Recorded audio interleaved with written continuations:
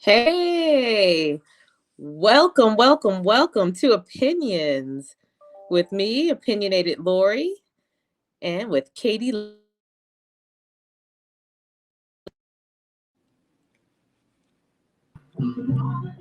Hey, I just love that song, don't you, girl? I love that song. Every time I hear it, it gives me so much inspiration.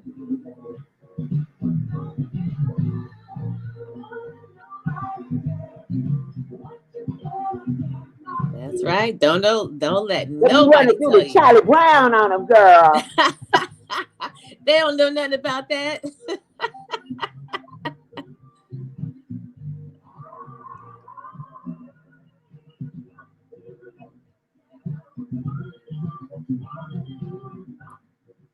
Well, y'all, that's Trina Davis, and Trina say it's 2022, and it's not too late to do whatever you want to do in 2022. And I want to welcome you to Rhythm Flow Radio live streams and And opinions, Rhythm Flow Radio. Because you know what they say about opinions are like what? opinions are like assholes. Everybody got one. That's right. That's right. So, And hey, guess Katie. what? I got somebody here with me. Oh, who's here with us? Where are you, Professor Kincaide? Speak up. Speak now or forever hold your peace. Uh-oh. Professor, hold on.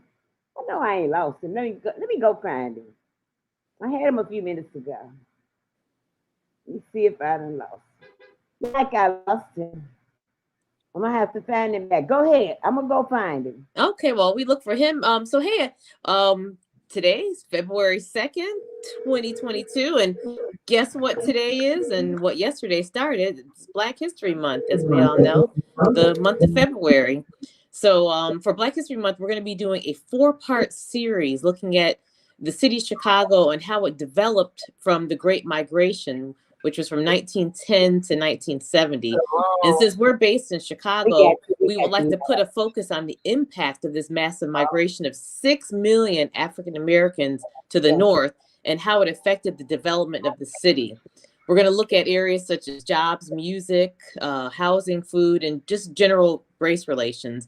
And also, we're going to try to answer some of the questions, or what are some of the causes or what were some of the causes of the Great Migration, and how did the newly migrated African Americans cope with this new landscape in Chicago of different food and weather and just a different climate.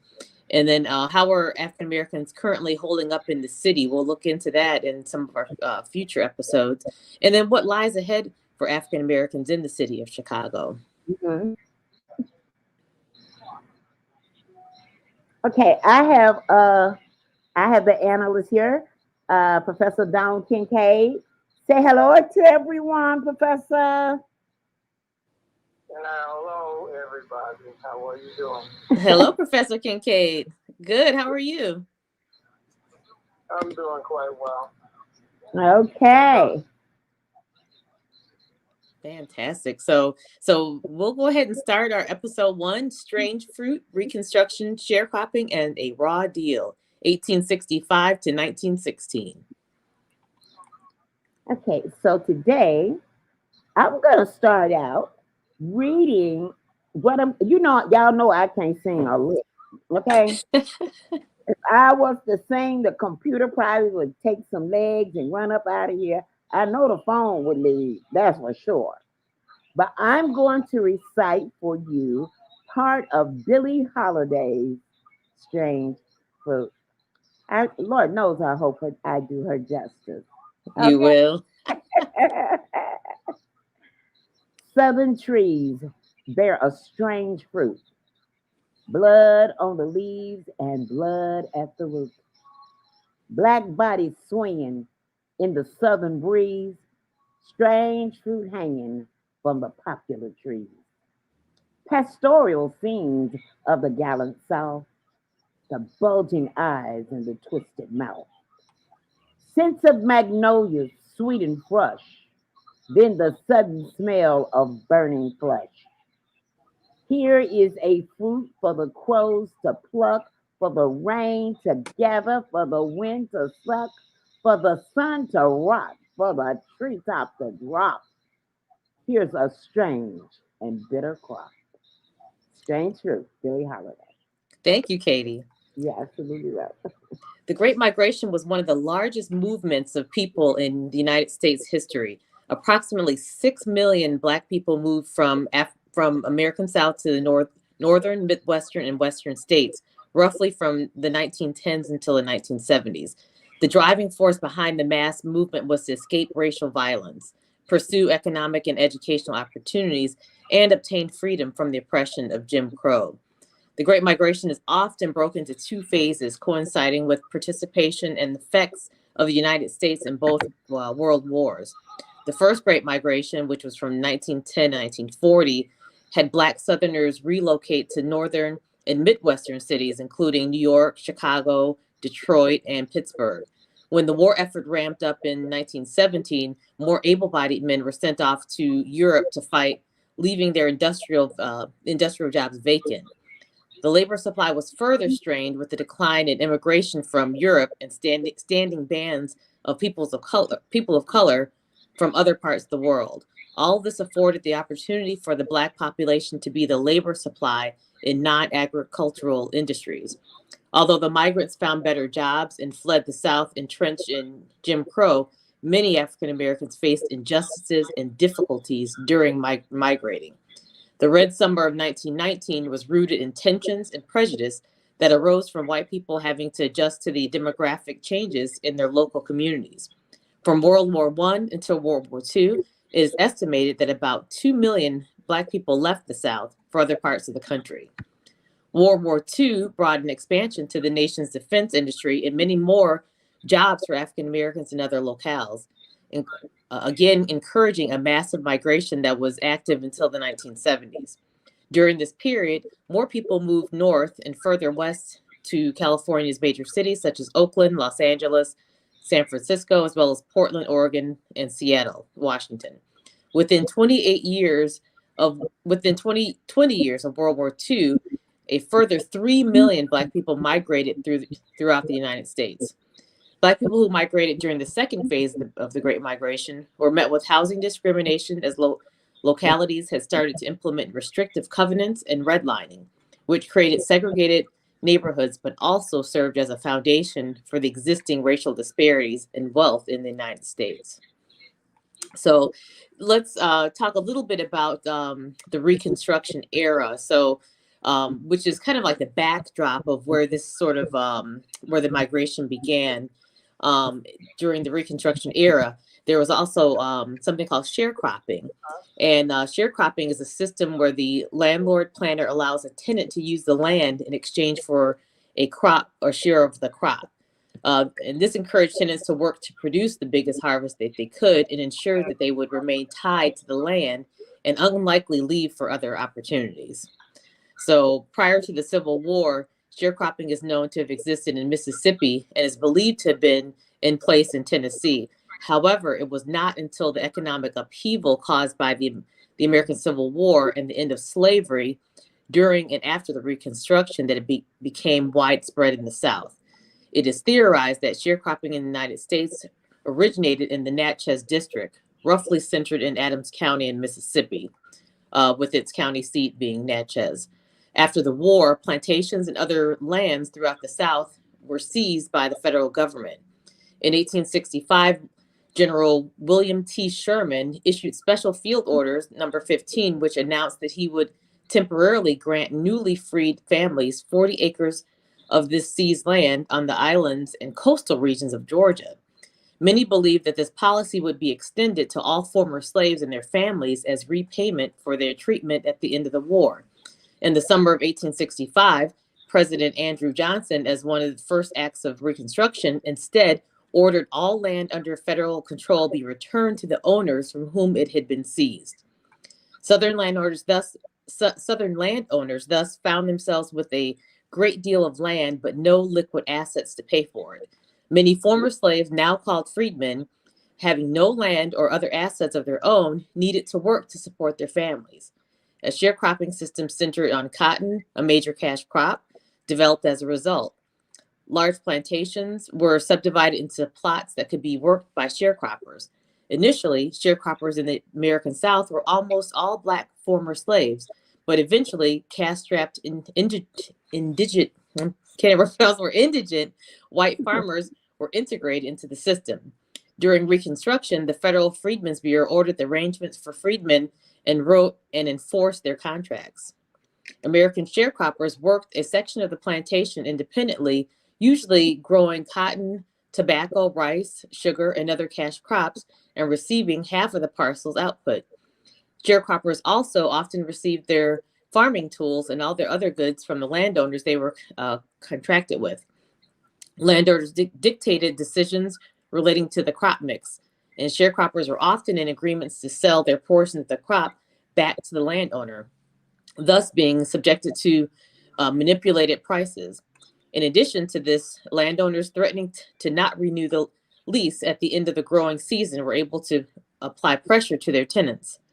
Sharecropping often proved economically problematic as the landowners held significant economic control. Southern landowners thus found themselves with a great deal of land but no liquid assets to pay for labor. Many former slaves, now called freemen, having no land or other assets of their own, needed to work to support their families. The sharecropping system centered on cotton, a major cash crop, developed as a result. Large plantations were subdivided into plots that could be worked by sharecroppers. Initially, sharecropping in the American South were almost all Black former slaves, but eventually cash-strapped indigent white farmers were integrated into the system. So this is basically the backdrop of and really kind of demonstrates some of the reasons why African Americans really felt the push to really leave that situation and to find better opportunities. And as I mentioned before, a lot of the because of World War I, a lot of people, white people, were leaving for the war, so it really left a hole in terms of the the labor force in all the northern cities, specifically in Chicago. So I know that my family came up, my dad specifically came up in like the 1920s as part of that the Great Migration. Okay, another reason that they left too is it's because in 1865 that Emancipation Proclamation, where they were supposed to be free. Okay, a lot of these people did not know that they were free, and when they found out that they were free, some of their masters did not want to let them go, and they fled the South and came to the North. And not only did they, I should say, flee the South, they fled some of the areas where they were still enslaved and went to other areas. Yeah, that was enough. I know Professor Kincaide can expound on this. Why don't you come on in here and tell us a little bit about that period? What is that, 19? From 1865 through 1910. Yeah. Yeah, during that period, America was in a dilemma over whether they were going to have Western expansion of slavery, because the situation was where the country was beginning to acquire new territories, considered compromise, of course, the Western expansion toward California.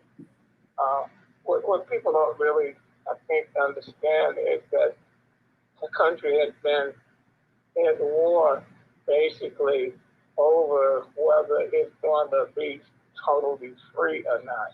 America is never, well, freedom is not free. That's what we always say. Because when it gets to the point where we declared independence from England, because we didn't want to be told how to operate over here in this country and pay taxes to England. We did adopted a system of laws over here, even after the Mayflower Compact. We the laws were specifically geared toward protection of a specific race and gender of individuals. So there was no freedom when it came down to the whole process from the beginning. And so during that period of migration, during slavery, everybody was happy because they had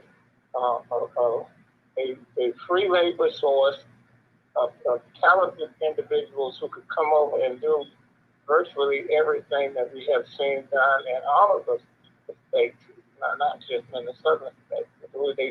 We were the architects, we were the people who cleared the land, we were the ones who plowed fields and made the crops, and virtually even raised the children of the white owners. Mm-hmm. We nursed the babies and so on and so forth. So we were a very handy labor source. But once the country started going toward freedom, and people started saying, okay, well, there was a segment of individuals in the population who were white that said, okay, we know this is not right. So because of a religious belief, we're not going to support slavery. So they started opposing the white people who were owning slaves, and of course it led to once the government started forming in Washington, it started taking more authority over the states that were imposing slave rights and selling individuals, because the slavery didn't just apply to the black people after a while, it applied to everybody. So these people were incarcerated, and everybody that they could put in a slave situation, they were doing it with them, and they weren't just black people. But the government then started trying to make rules to handle what was going on in the country, because it was economically beginning to affect the whole country.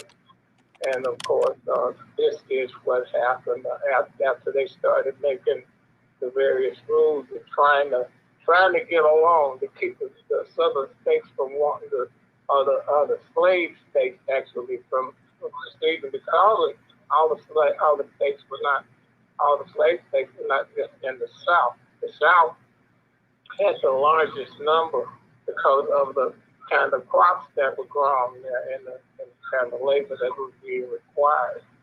But the northern states also had large numbers of black people that were in indentured servants as well. And of course, when they started to make these rules to try to fit these people in, because when the rules were being made by the federal government, they said, well, okay, we're not going to support slavery. And of course, that left a lot of people unemployed, so to speak, because the farmers were saying, the southern slave owners were saying, okay, well, going to fix it, well, we can't expand our business, because that's what the whole issue came up on with the expansion toward the West. Mm-hmm. Became an issue, a national issue. And the rich people on the East Coast realized that the Southern people who were becoming equally as rich or was even more rich than they were, because they had a business going down there that was garnering more money than the people up north were garnering, because the people up north were garnering money from buying land and going and signing gold strikes and stuff like that. Well, people down south were garnering land from selling people. So here's a question for you then, Professor, is that what would you say is, because we know that there's some technology that kind of came into force as far as like with the crops, I think maybe the cotton gin and things like that. what were some of those things that kind of put aside from, we know that there was, lots of, discrimination and all that, but just as far as opportunities, what were some of those things that pushed Black people from the South into the North, specifically into Chicago, into migrating? Well, the harshness of the laws down south, the way the people enforced things, was the fact that they felt like they owned the Black people down south because that was their property. And so they felt like the federal government was depriving them of property, the Emancipation Proclamation. So they put out, like if you were born on that plantation, that you were their property. And when you got ready to leave, because the government said you were free, they didn't consider you free. Or when you left, they sent somebody even into the states that claimed that you were free. Once you came across the Mason-Dixon line, everybody assumed that you were in free states. But those free states still afforded you protection as long as the federal government could get someone there to protect you. Otherwise, they sent bounty hunters to those states to bring you back to the southern states. Eventually, the federal government itself adopted laws and policies that upheld those slave owners' rights that across the country. If you were found at a person's house or on a person's property that was in a free state, and it was proven that you belonged to someone down south, they were forced to bring you back and give you back to those people. And of course, that led to a lot of people who were free being kidnapped, who were born in free states being kidnapped. And that was what the picture 12 years of slave was written about. Mm-hmm. It was written about free people who were born in free states, who grew up free, who wound up being enslaved by those slave laws, because the country was trying to accommodate the wishes of those people who were slave owners, and it was a constant battle between the two. That's the same thing that's going on right now. And another thing I was reading is that even though you got your freedom, you were free, they took things like land, okay? And they would say, well, you owe us for this land. Now you can stay on the land. We don't mind you staying on the land, but you got to work this land off. Right. Well, that's the whole sharecropping thing. Yeah. That's exactly what happened with that. But see, the whole point of that matter. But some of them didn't owe anything for the land. They had worked. They had did exactly what they were supposed to do. Okay, and then let me say this. Then down south, they came up with all these black codes, and some of those black codes, those laws are still on the books today. They haven't been removed. That was another way they kept them enslaved. Okay, go ahead. I'm sorry. My primary concern was to show that we can tie together not only the black codes down south, but the national laws that are going on right now with the federal government, because when it really boils down to it, the only sense of protection that people supposedly had was to turn to the federal government to enforce the law, the rule of law, as they call it. And that rule of law has never been clear. It's always been cloudy when it came down. It always changed based on how much pressure was put on the government by whatever states or whatever. Because the states, consequently, the war between the states is between the federal authority and the states having the right to nullify whatever the authority that the federal government would have to come in and enforce the law in terms of human rights. So it's always been a thing about who wants to keep control of the wealth. And that's why the sharecropping came about. Sharecropping came about, said, okay, well, if y'all will be set free, and we're the ones that taking care of you all this time, but okay, You got to have somewhere to live, so we'll let you stay there on the property as long as you work. And if you work, then of course, we got to have someone to cut the wood and keep plowing the fields and keep planting the crops and keep harvesting the crops and stuff for us. So yeah, so you already know how to do that. So and of course the federal government said, okay, we're gonna give you all opportunity leg up, so we're gonna put 40 acres in the middle in possession of the slaves, but the majority of the slaves, first of all, they couldn't read. Because laws were created to keep people from teaching them how to read. I tell people all the time, we haven't been reading 100 years legitimately, legally in America. And so when it comes down to controlling, if the man who controls the books and writes down the figure that says what you owe and says how much money is money and how much it's worth, whatever your labor is worth or whatever, controls that, and then he controls the resources that you have to have during the course of the year to feed your family, to feed the mule, to put seeds in the field. Well, what are you going to do with the land? Because it's going to sit there, and you have to live off of it. So consequently, black people were going to reduce to living off the land. That's why so many Southern people have cuisines that include wild game and things like that. And parts of animals the white people discarded. We took those parts of animals that white people discarded. Yep. And made delicacies out of. People eat chitlins and they like liver and commonly other things that we know as parts of just regular things that we cook. If they discarded, they didn't eat grains or peas and stuff. Oh yeah, we share a lot of different foods and different things with a lot of Southern whites. Is a very similar culture. So, but let's talk a little bit about Reconstruction a little bit and just kind of set the scene for people. I think that it's kind of hard for us to conceptualize what was really going on in that time period.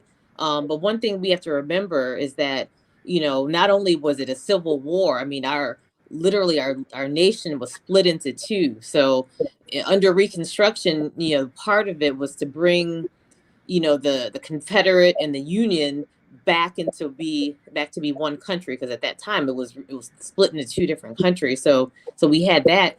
But then the other thing is that, President Lincoln, he had a plan of Reconstruction, but subsequently he was assassinated. So then that means Andrew Jackson took over and became the president at the 17th president, I believe it is. And so you have two different men with two different philosophies. So and neither one of them were necessarily looking out for the best interests of freedmen at the time. In fact, I was reading something that said that Lincoln actually had the idea of sending Black people to South America and to a colony there, and they were going to call it Lincolnia. And some of the Black leaders at the time, did not want to, agree to doing such a thing. But anyway, so, he was assassinated, but then Andrew Jackson, he, had other ideas as far as how to, what to do with Black people. So one of the things I think we have to realize is that, they didn't know what to do with us.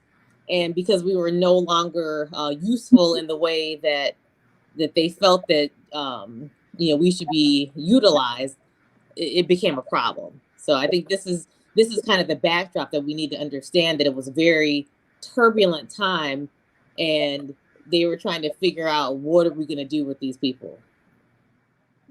Well, they were dealing primarily with the racial dilemma of whether you have a racial attitude or not. And I think that the country's been in denial for that for as long as we have been over here, because even those people who are sympathizers to the black race of people or to racism itself, because the issue has never been resolved. Of course, when you start talking about bringing large numbers of people over here and finding out that they become a staple like cows or cattle or whatever that you can breed and make profit off of, then you want to breed more and more and more of them. So the numbers became rather offset in terms of residents of different areas. And plantation owned, some plantation owned up to about 2,000 people. They were the ones who were the breeding farms or whatever. And so those people all of a sudden who are of voting age, when the Emancipation Proclamation happened, became voting citizens of America all of a sudden. Mm-hmm. And these people had no way of dealing with that tremendous offset of numbers.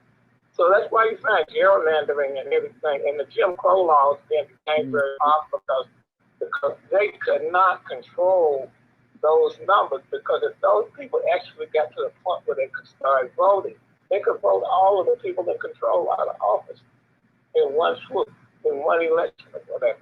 And so you see that going on constantly throughout the whole dilemma from 1910 all the way through, because they were useful enough to do all of the work, but they were not supposed to ever be smart enough to determine who was supposed to govern, who was supposed to control the banks or the money or the economic system itself. So they were supposed to remain separate from everybody.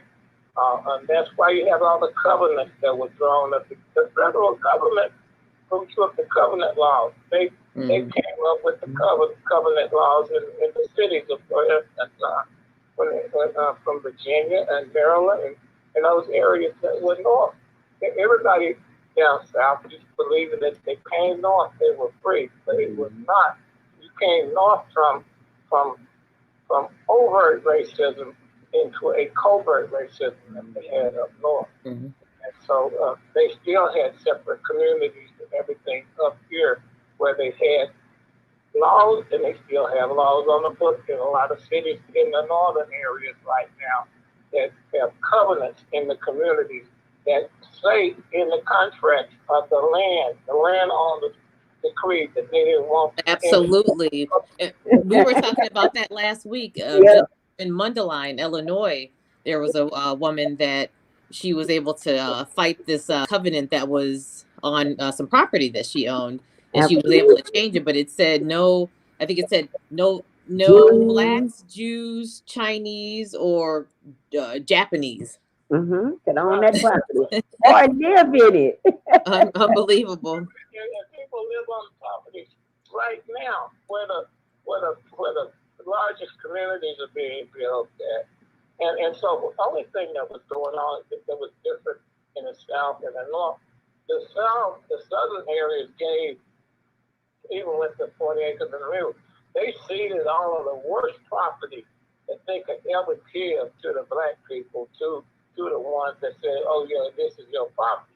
The lands that were flooded and the ones that had the stony property on it. It got so bad down there that you couldn't plow the land that they gave the people with a regular plow, the wooden plows they had. That's why they had to bring steel plows in, because the land was so terrible as far as cultivation was concerned, and black folks were out there trying to live on it, that they had to bring a special kind of plow down there to plow the property in order to cultivate it so they could make it grow. And black people moved on it and made it work.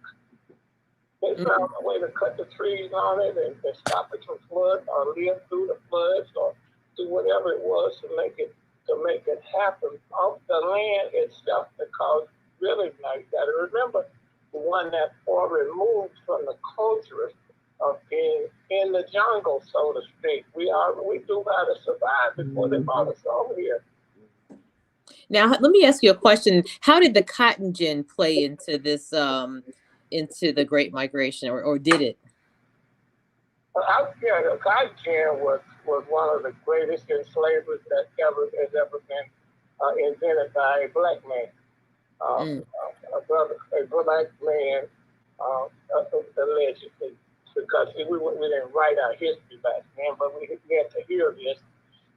But according to historians who have researched it, a black man who was working on a cotton plantation. Back then, they were separating the cotton from the cotton seed by hand. But he was sitting down and watching a bunch of caged chickens that he had, and get away from the cats that were trying to stretch their way through the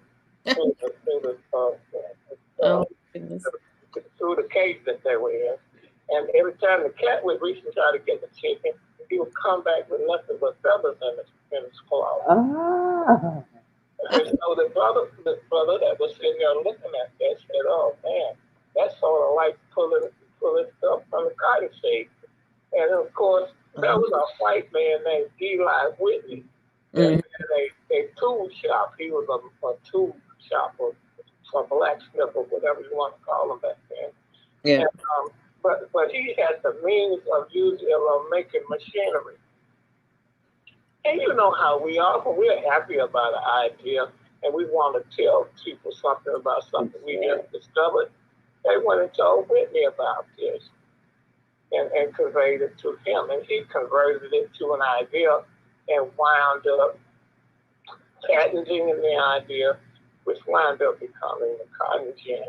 And of course, because of the cotton gin, they were able to produce larger and larger amounts of cotton that they were selling, not just to American industries, but to foreign countries that they were getting money from. And so it became an enslaver instead of an emancipator. Oh, wow. So would you say that was instrumental in kind of mobilizing African Americans to leave the South because they were not necessarily needed for to be like workers at less manual requiring less manual labor? Well, I think what it was is that the country always used to, if they came up with an idea that was profitable in one area, they wanted to experiment with it in other areas where people had money. And it was like a chess game between the people who owned the land, who actually controlled the resources, the bankers and so on. Because that even got to the point where it started affecting the poor white people too, because there's a gentleman named Daniel Shades. They call it Shades Rebellion. He and the farmers got tired of the landowners, or the people who loan money, coming in and foreclosing on their properties and stuff when they had bad crops or whatever. And they had a rebellion, but they didn't have any weapons to fight. That's how the federal militia was actually founded, and why the federal government convened and actually decided that they were going to come up with a protective organization called the military to keep the people who were enforcing the rules from being attacked by the folks that they were imposing the rules over.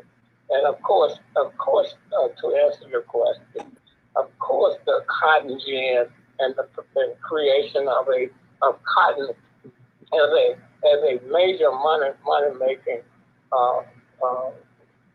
mechanism in America was going to create a need for more and more black people who were the ones who knew how to do the farming and create the cotton, and actually were at the base of the cotton industry anyway.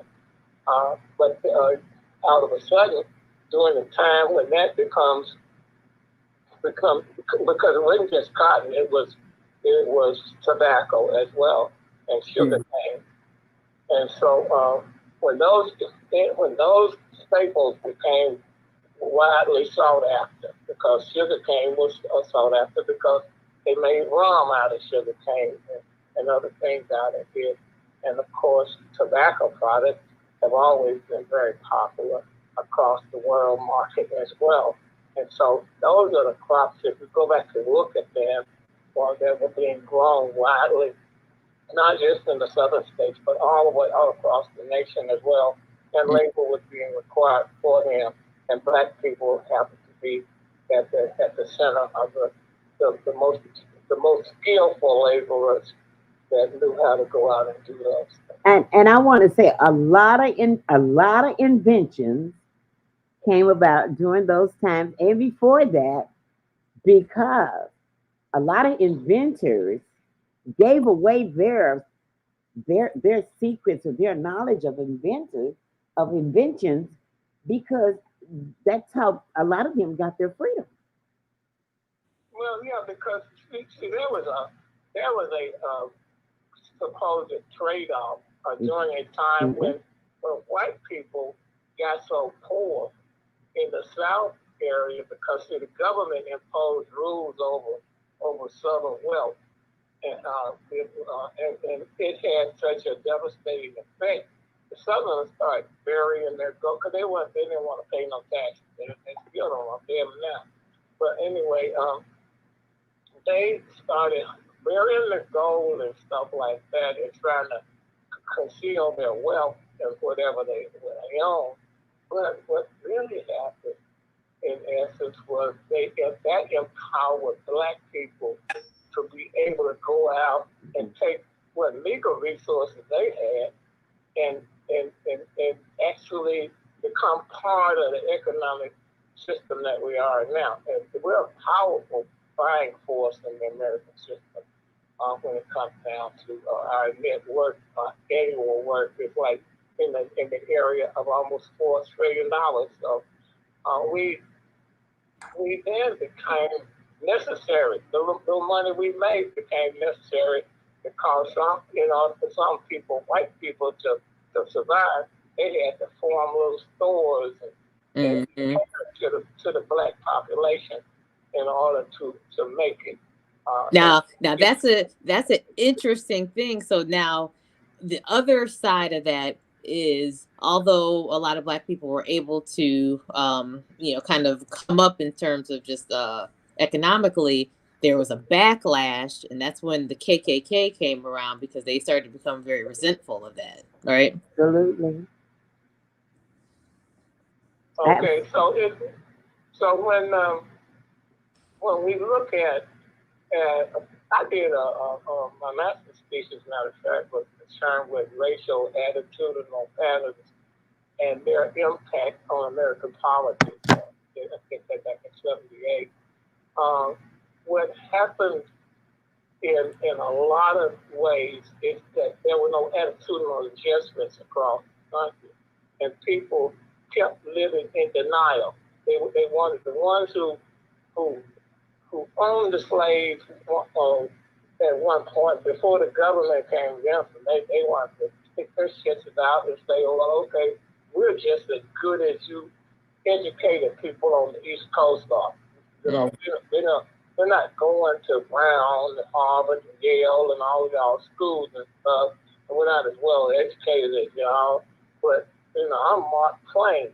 I grew up being barefoot and going down to the river, but I can write the tales and the things about what we did, and people are finding that interesting. And so they wanted to prove that there was no difference between them. So there was still there was a divide. What do they call them? The carpetbaggers, the folks from the North, and then, AKA Yankees, and then you had the people in the South. So there's still, even though the nation had come together as far as becoming one country again, you still have that divide between the North and the South, huh? Yeah, the basic thing though, who controlled the money? Whoever controlled there's a statement that in German actually, it says, he who controls the wealth controls the land. Mm-hmm. And of course, the people in the North, the proprietary colonies, they call them, when the 13 colonies that came over and formed, they had people who sponsored them from country that put the governors of those colonies over here so that they could make money for them. They got products from over here, so to speak, that sent them back to the countries that they came from, like Spain, France, England. And of course, that is where the conflict wound up happening at, because it was those countries who were fighting over control of the American resources. It wasn't so much America trying to fight for freedom. It was those countries trying to fight over who was going to be in control of what. Spain controlled the western part of America, and out in with Texas and all of the western states happen to be. France controlled a large portion of America, down towards the New Orleans, Louisiana area, so the Louisiana Purchase area. And one thing I want to add is that just kind of to it's hard for us to think of it now, since the U.S. being one of the world powers, if not the world power. Back then, which would way ahead of World War II, or prior to World War II, we were not a world power at all. And as you mentioned, we had these other countries that still were owning certain parts of the continent, that so we were not as we weren't on the world scene like we are now.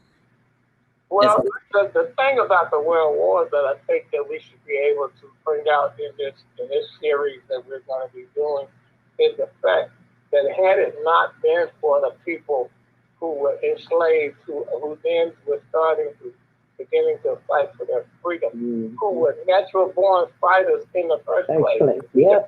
We could take no weapons, things that were not like the guns and stuff and the swords and all that the people had, who considered themselves civilized, but we could take and make our own weapons and do more damage to people that we were fighting against than they could. And so we were the best fighters when it came down to the World War, even though they didn't give us they didn't give us any rank or anything, but they put us out there, and we were the ones who provided the foundation for the soldiers to do what they did. And for a long time, how did we do that? Don, can you talk a little bit about that? No, what we did was we provided all of the necessary strategies and resources for movement of soldiers. And also when they did allow us to become parts, to put our own regiments out there on the field, we were much better fighters than they were with less resources. And they didn't even recognize it.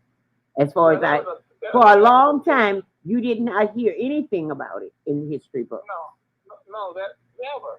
I mean, I asked for permission from the state of Mississippi in 1978 to give me an opportunity to do a content analysis of civics textbooks where civics were being taught across the state of Mississippi. And the State Department wrote my department head that was over my thesis and told him to get me to choose another subject, because I was not going to be allowed the liberty of doing a research analysis of the books that they chose, and they were forcing people to learn from every day. And so he felt like my department head had a meeting with me in graduate school and told me, he said, well, I don't know. He was white, but he said, I don't know how to explain this to you, Donald.